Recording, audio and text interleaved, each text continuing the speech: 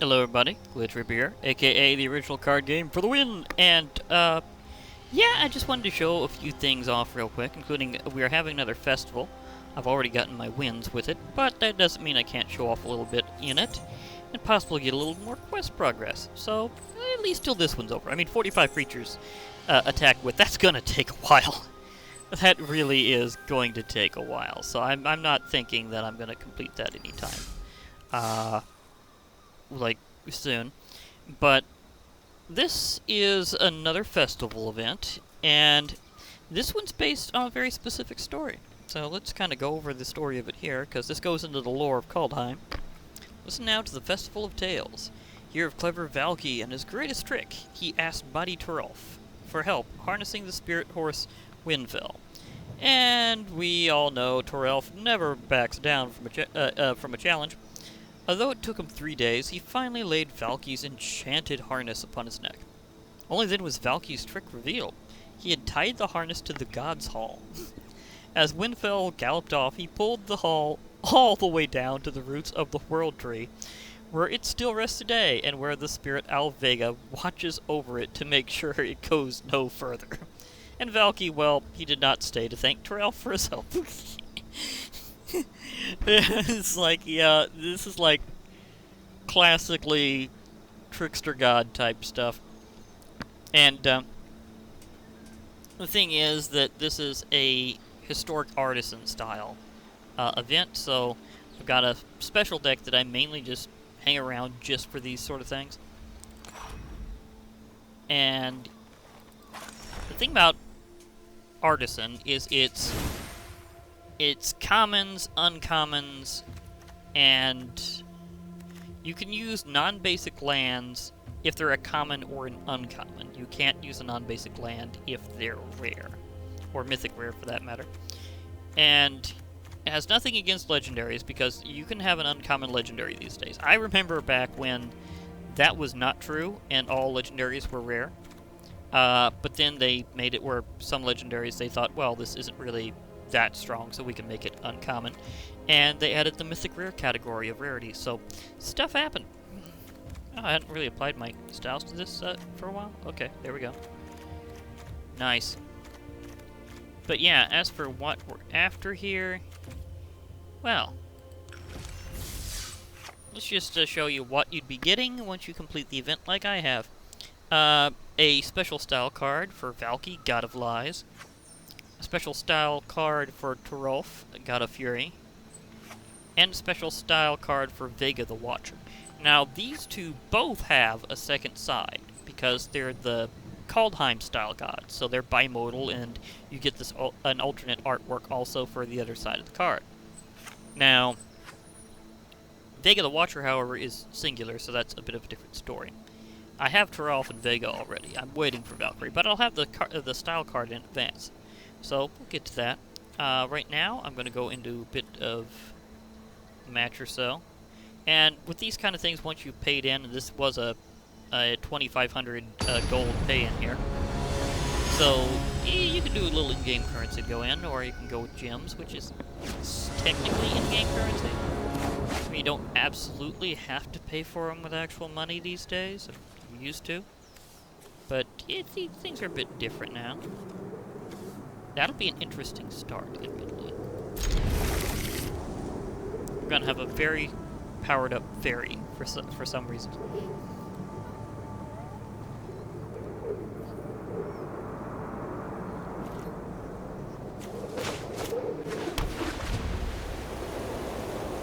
That just seemed to have lined up in a very odd way.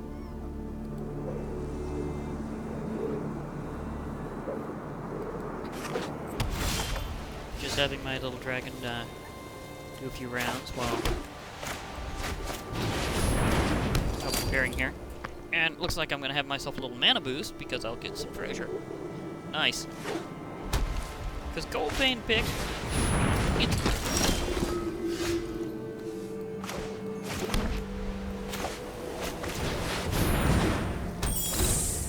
Hi. We both have 2/2s out.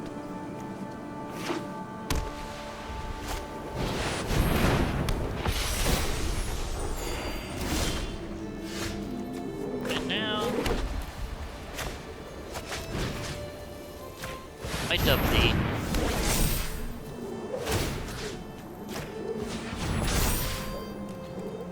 Thou shalt attack. I said it that way because dub makes them a knight. Thanks for the loot.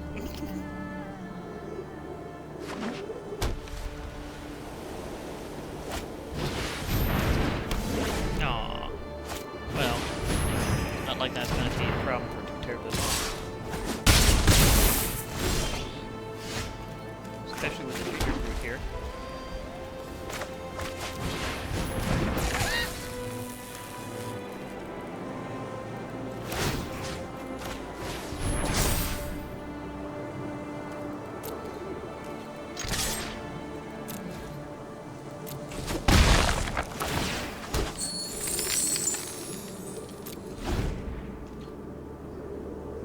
You just gotta love your gingerbread man.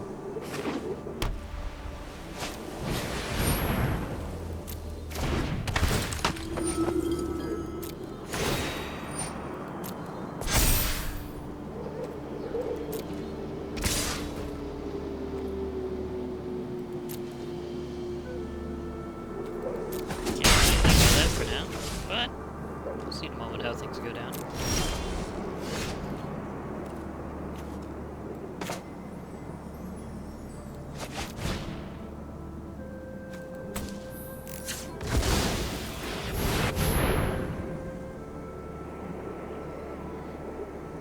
I've got to slow them down a bit.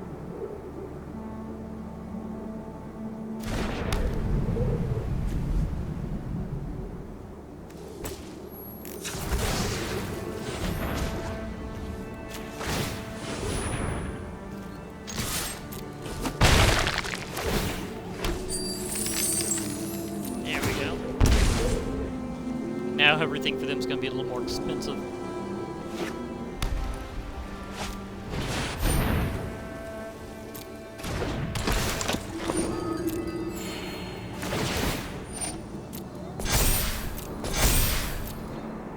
I may need myself a little nearer the indestructible wall. And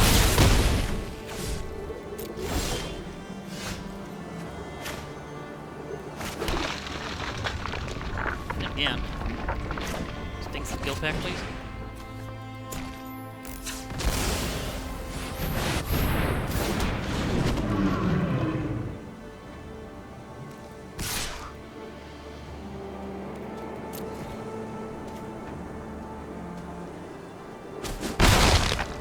Figured they just let that through.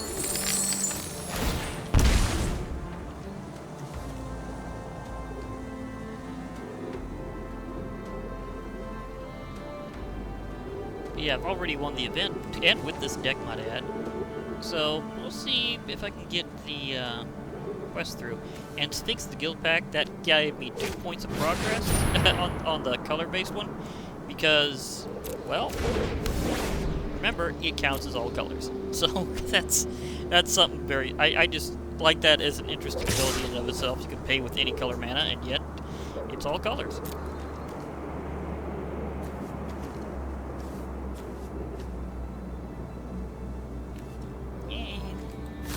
I won't be able to block my way out of this one this time. But at least I'll be able to take one down.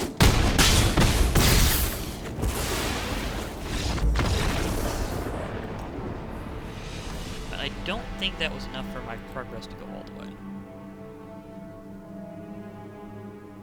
Even if it is, I might want to do a little bit more anyhow. Yeah, it wasn't quite enough. 'Cause I'd like to get a win in with this deck, showing you can get some interesting circumstances in this format. And Artisan's one of those things. And I'm wondering, since they have Artisan and around considerably more often than Poppers, not as common as some other formats, but still, like, decently common. Maybe, and I do mean maybe, I could think of possibly making that into a list. Like, I need to separate out my, my draft ones I've done before at some point. Haven't had time for that quite yet, but we'll get there. See if I can wait on that because I got an adventure.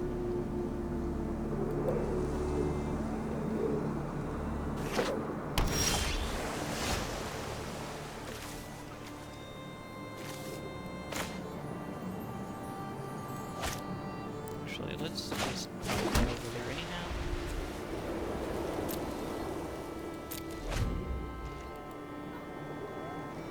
But yeah, there's also something pet-wise I may want to discuss.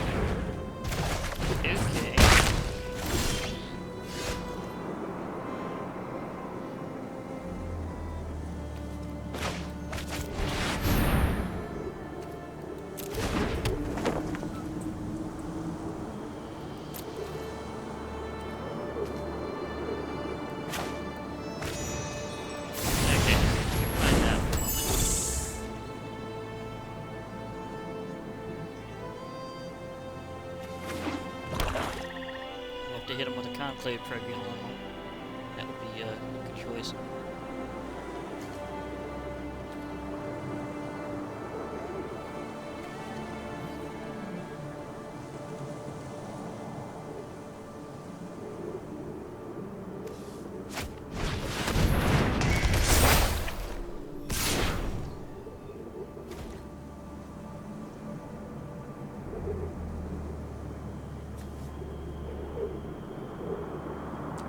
Take them out.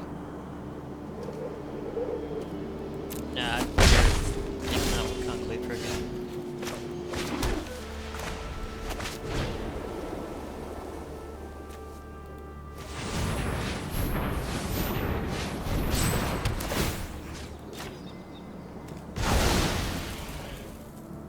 You just go that way, thank you.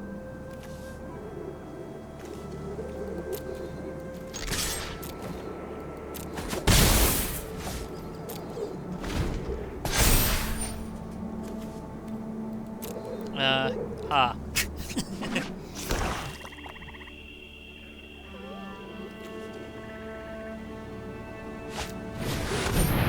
Oh, version. Nice.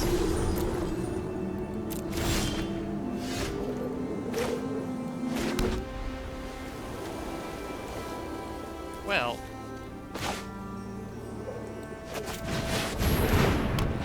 Good angel deserves another.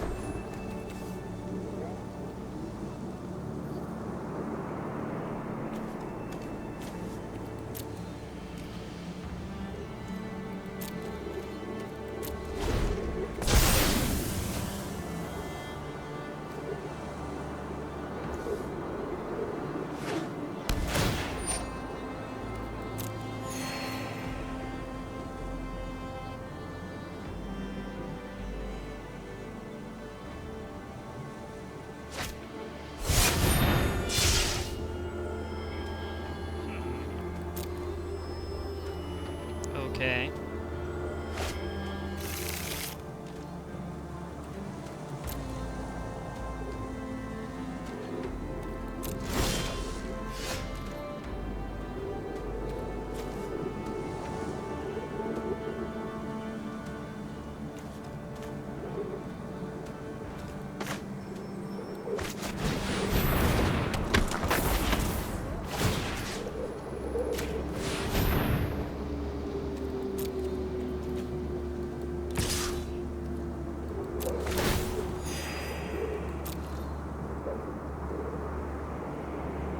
Oh, no block?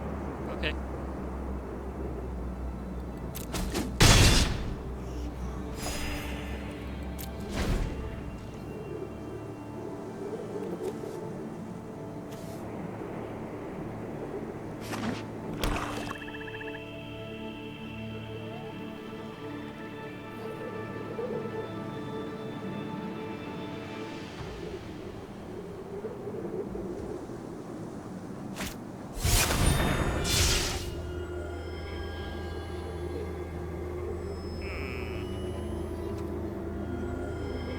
I see.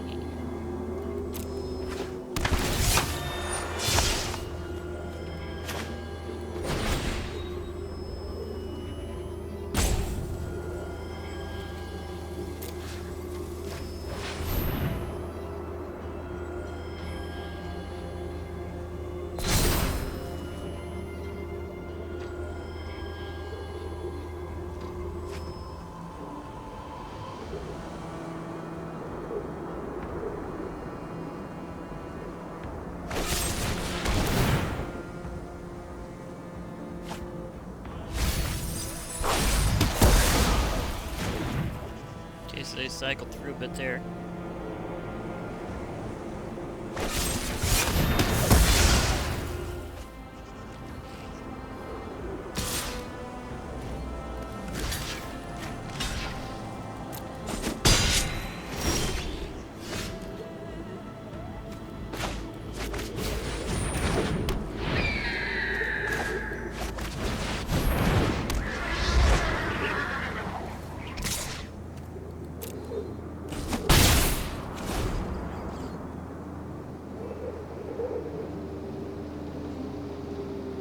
And this isn't even my heaviest flying deck.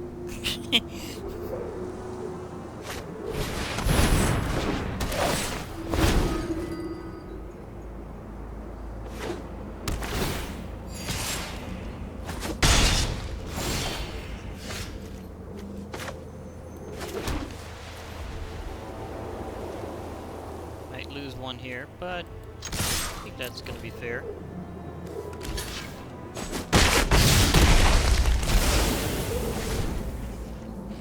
Yeah, it's a fair trade. That reminds me, I am going to do a Purchase the Word deck. But I'm getting there.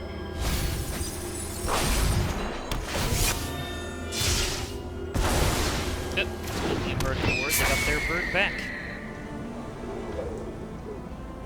I need to remember to grab that one since it's only an uncommon.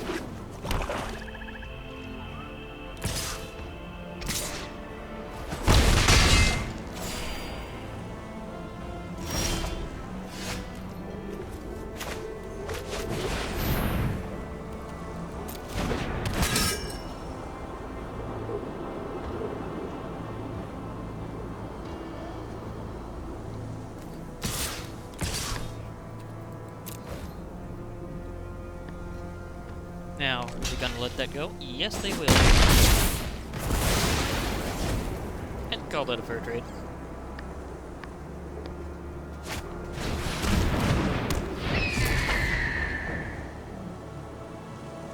And, yeah, a lot of this is gonna come up with my deck. I'm literally gonna call it. Okay, they pulled off a resurrection here.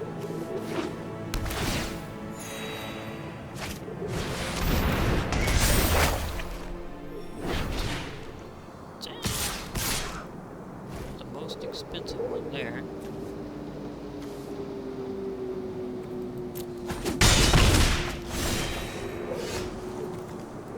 Ah, Sunmane Pegasus. There we go. That's better.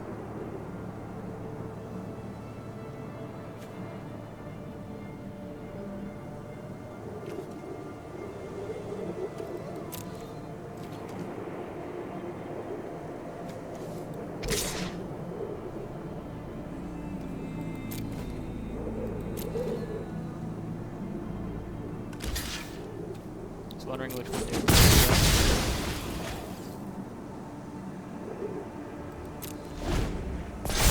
That was a redirect. But still.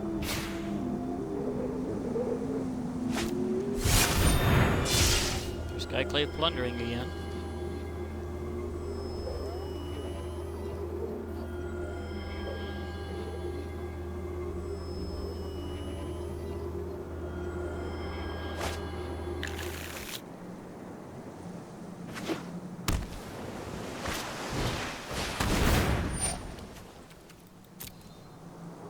More words on the wing.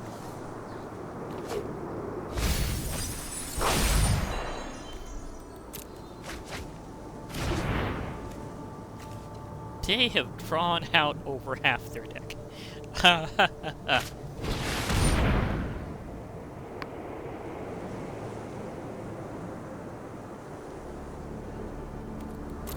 Okay, they've got to be pulling something from my graveyard because I don't have anything in my hand.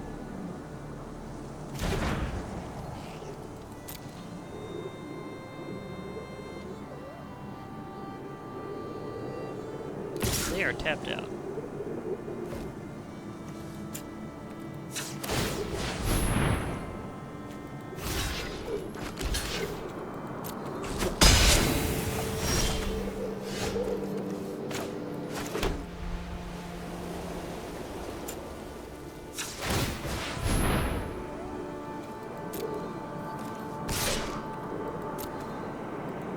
Sunmane Pegasus is helping out quite a bit here.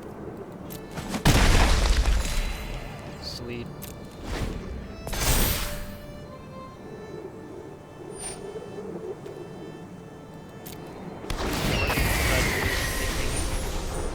So now that one's an angel. A bird wizard angel warrior. Okay. Ooh,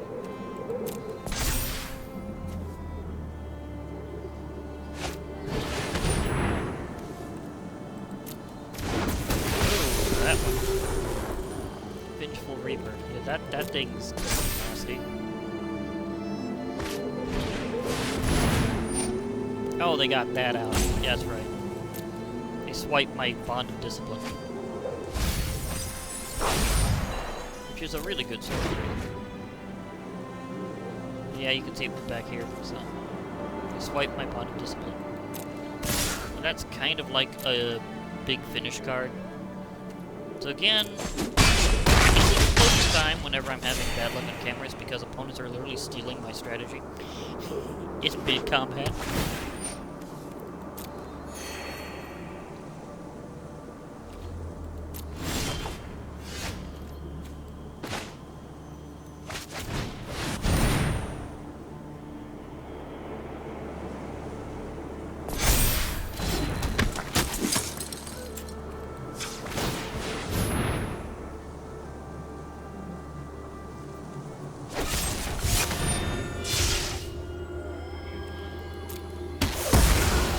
Finally took out my Pegasus.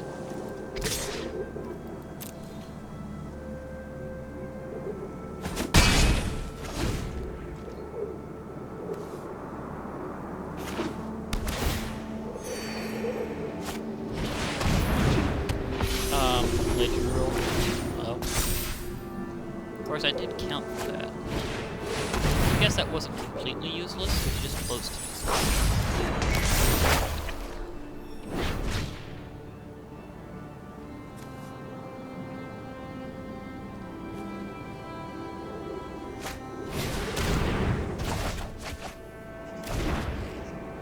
Diamond Knight has gone down. Okay, now... Can't block that. Here we go.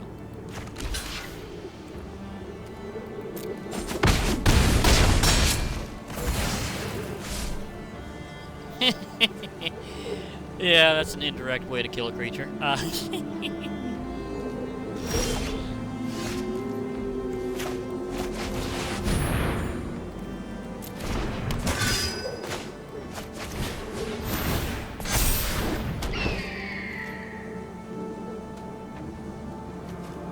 Yeah, she can at least block that, but I'm getting a little farther down.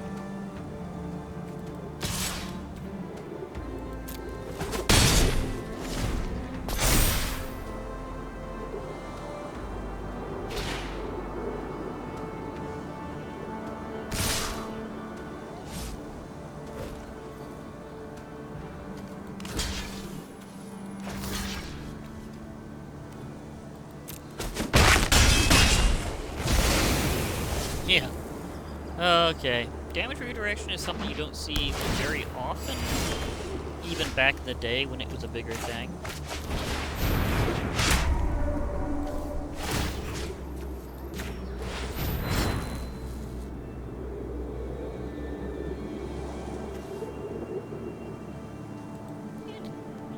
I don't know. An okay game.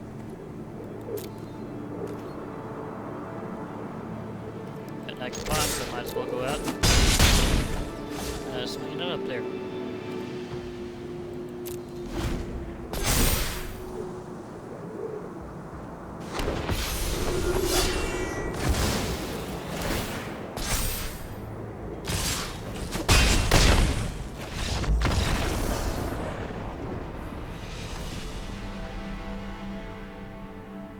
Okay, let's see if that filled out my quest, though. I'm starting to get the idea my on-camera luck just will not be that good. However, I did also get a humongous chunk of progress towards this compared with what I thought I would. Like, nearly half. So, I might just go back in. I might just go back in because, turns out a lot of the cards that I've gotten this, even though they're commons and uncommons, tend to be good at sneaking in attacks. So, yeah, I can see that driving up my quest progress a little faster than I first expected, so.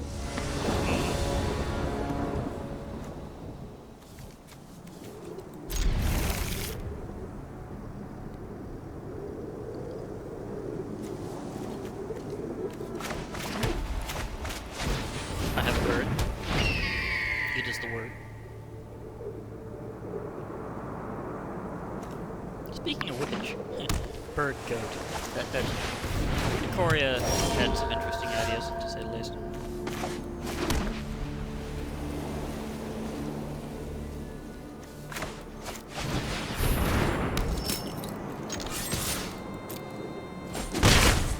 I will say hello.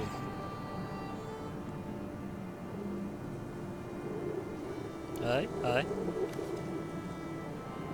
Just need a little more land, and then things will get a little nicer with that one.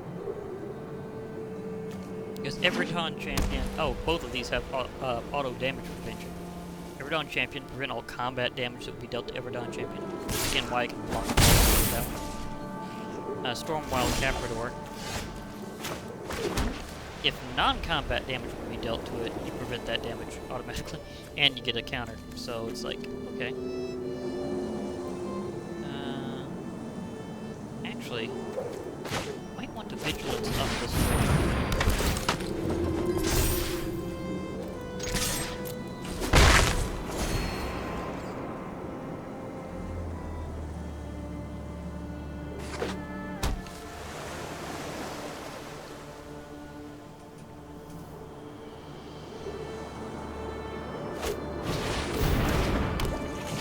I do prefer historic style for more than one reason. Oh, they pound it with that one. Which is kind of funny because they have to deal damage to themselves to do it. So, there's that. Now, since I don't have a flyer right now, I don't get one.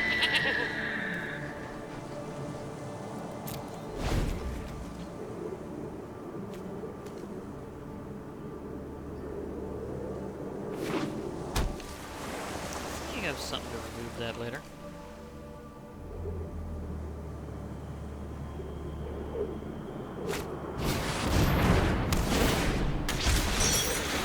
Yeah, they got a lot of tappers down there.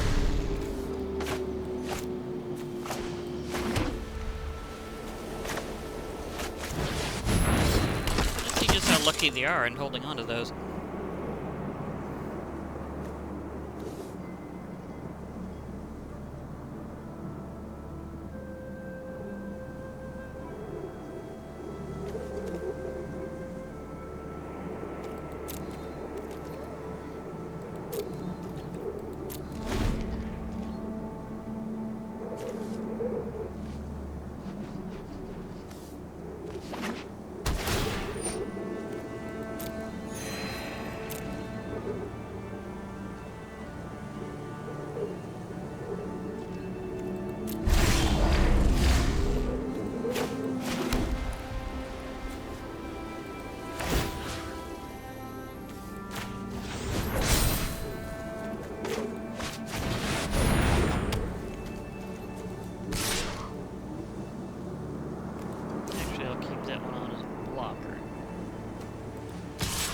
Yeah, I'll keep that one as a blocker.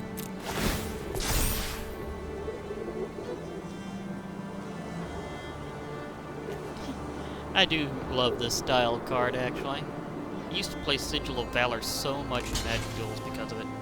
Basically, when you have one creature attacking alone, it gets like huge bonuses based on the number of creatures you control. In this case, it's an enchantment rather than an artifact. And they get power and toughness both equal to the number of creatures you control, including themselves. With Sigil of Valor, it was an equipment, and it had where the equipped creature got +1/+1 for each other creature you controlled whenever it attacked alone. But if you want to do just one big attacker, that kind of makes them think of just sacrificing one at a time. but then they do it. So if you're trying to get in creature kills or attacks, that's pretty useful because you can get away with it. They did, in fact, have combos. But I'm going to tell them right now there's a strategic flaw with that whole thing is that it only really...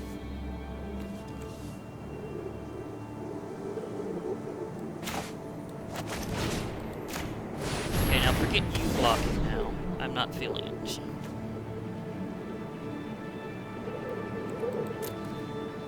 But it only really prevents them from, like, actually, like, attacking, blocking, or whatever. It doesn't actually stop them from being there as a creature. So things that total up creatures still get that effect, because you've taken them out of service, you haven't really taken them off the battlefield. So there's that. A brine giant. Okay.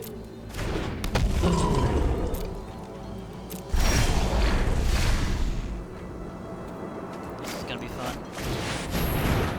Ground.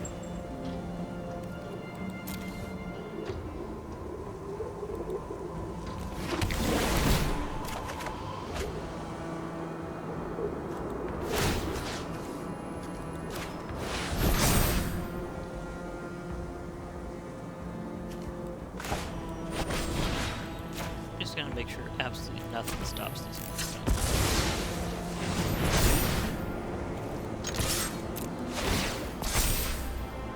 Like that brine giant is going down.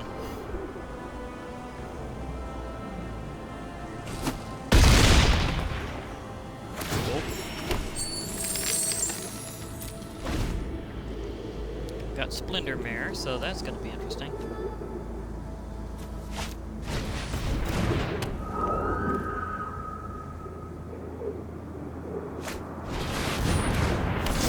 Okay, so it's got flying, but I'm going to have yet another creature to increase my numbers very soon.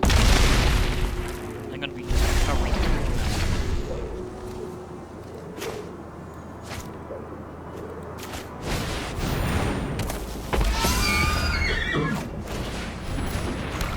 Plus I've got that.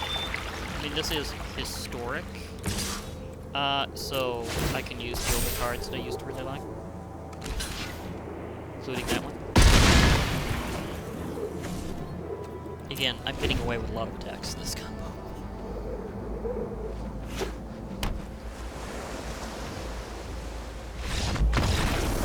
They have surrendered. They realized I was just going to keep pummeling their creatures until attacks got through. But that also kind of sucks because that means I won't fulfill that quest in one more duel. I did get some progress, but not like super progress.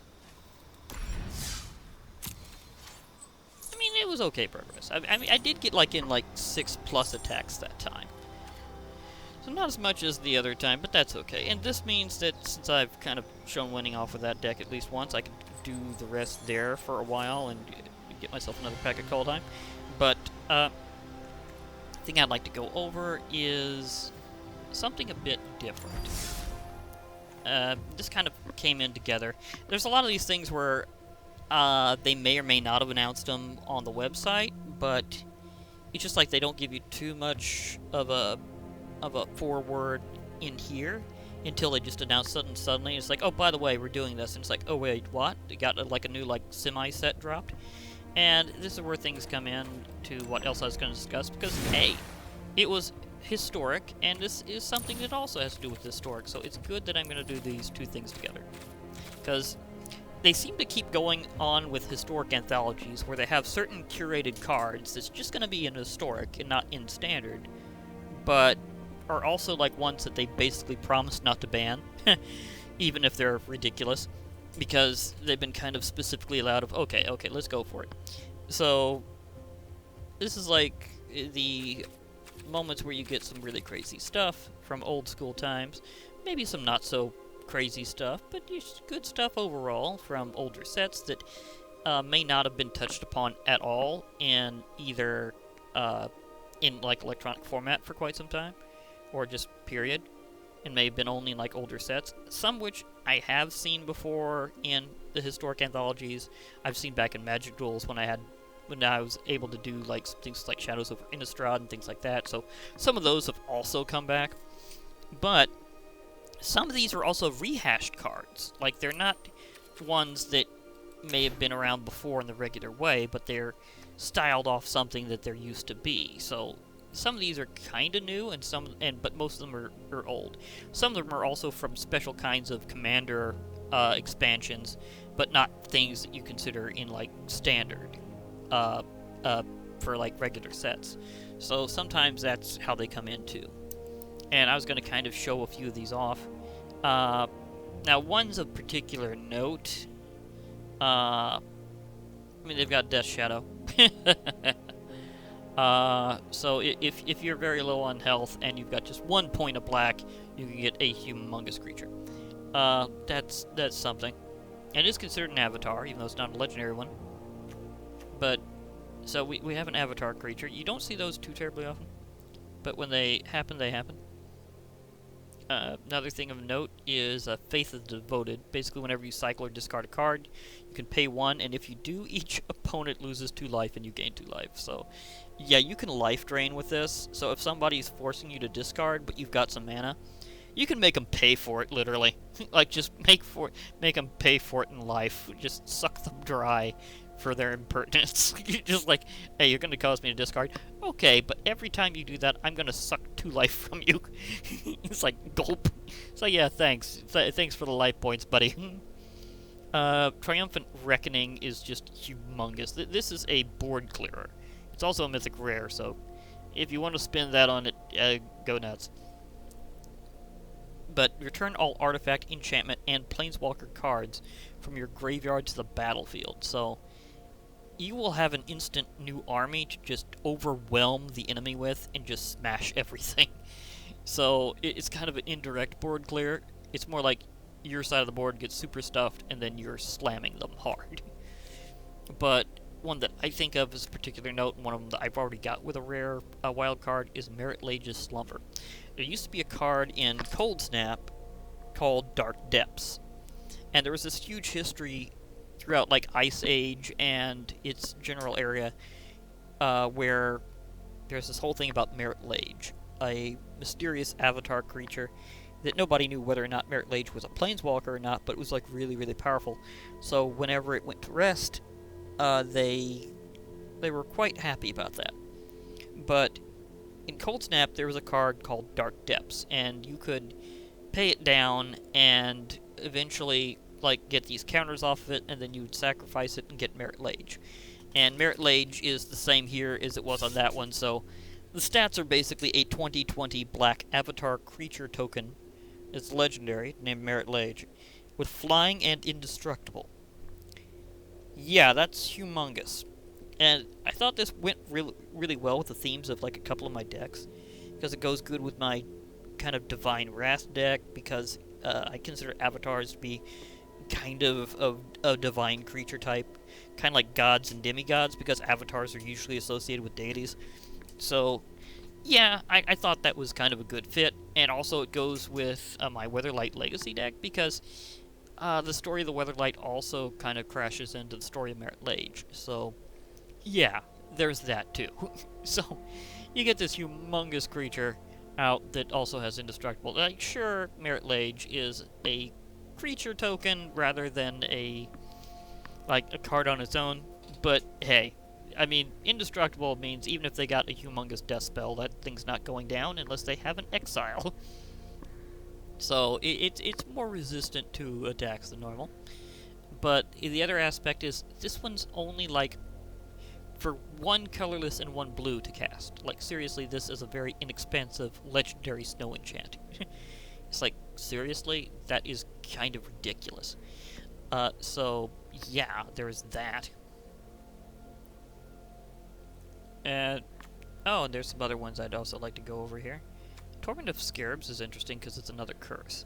Beginning of the enchanted player's upkeep, that player loses 3 life unless they sacrificed a non-land permanent or discard a card. So, yeah, that could also be very annoying, especially in combination with certain things that I'm aware of. Oh gosh. Yeah, with Turgrid, that would go absolutely ridiculous. But other than that, I mean, there's some things that I remember from back in the day, like this one. I think I had something like it in Magic Duels somewhere. So I think that was a reprinted more than once, and it's reprinted here from its original set.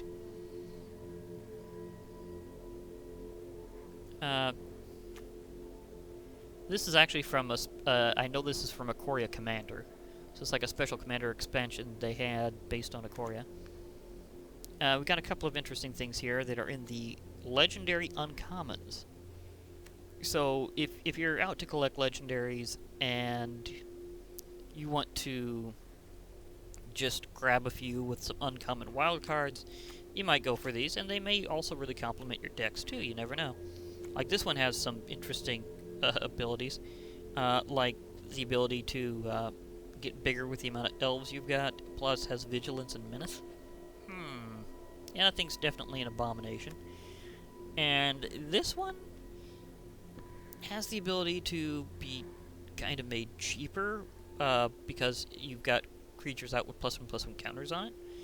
And they also will be casting less to cast afterwards if they got +1/+1 counters on them. In other words, if you got creatures out on the field and they've got +1/+1 counters, then further creature spells will be less expensive, because this one has it where they cost one less to cast for each creature you control with a +1/+1 counter on it. So that's an interesting thought. It's making them cheaper the more you've got counters on them. There's some creatures that only exist with counters, so that's always a thought. This one could get a little wild. Non-artifact spells you cast have improvise. So if you've got artifacts out, you can use them help cast further spells. But this one is just ridiculous. If you got a mythic rare to burn, this would be very tempting. Because it is ridiculous. First of all, it's colorless equipment, so it goes good in any deck. But it's themed like it has colors. And it's actually pretty cheap to cast and equip by comparison with what it does, which is utterly ridiculous. I mean, this thing should have been legendary equipment, but it's just ridiculous equipment that just happens to be able to have more than one copy. So if you got a lot of mythic rares to burn, you could really annoy with this thing. But equipped creature gets +2/+2 and has protection from green and from blue. And whenever equipped creature deals combat damage to a player, you create a 2/2 green wolf creature token, and that player mills 10 cards. 10 cards! I mean, because you can mix this in with so many things, that's going to be a lot easier to hit with than it first sounds. So, I mean, I just previously showed off a deck that had a creature that's almost impossible to block. So, that gives you the idea, if you put these two things together, and somebody had like a regular little like 60 card deck, you would shred that thing in very little time. So that is just completely ridiculous, and I might grab that myself because it's ridiculous. So just saying, I probably will. So because I've shown off, well, not just that, there's something I need to show off in the store actually, because it released along with the Historic Anthology set. This is over in the pets section. Well, you just glimpsed it there. But yeah, for a long time we've had Puppet Jace, but I wasn't really quite as interested in him. I mean, it's goofy, but at the same time, for some odd reason, it's just not doing it for me. The Black Lotus, which is cool. I mean, this is a very beautiful flower, and part of Magic the Gathering history in the deep time of it. I mean, that was way back with the first sets ever, so yeah. But now we have this one that released with the Historic Anthology, Volume 4. And it is just an incredibly cute cat creature. I mean, it's literally called the Ammon Cat, for Ammon Cat. I mean, that is a delicious name pun. And the fact that you've got this cute cat creature, and it's like coated with Lazotep plating, because it's basically an eternalized cat. But it still looks incredibly like cute and pretty. I mean, this is a pretty kitty. and I am sorely tempted. So whenever I get past the 20,000 mark, I quite frankly am not entirely sure which one I'm going to prioritize on. But I kind of want to get both. Like, I want to cycle all the way back up to 20,000 and do this again because, like, I mean, Black Lotus is Black Lotus. And Ammon Cat is just such a great one. I mean, seriously, they just had to show me this incredibly nice kitty cat here. Oh, dear goodness. I mean, I don't believe I'll be able to resist that. I will still have a cute pet one way or another, whether it's an eternalized cat or a dragon. And I'll still can go back to the dragon at any time, so that's not going to quit either. I can just go when I feel like having a dragon whelp out.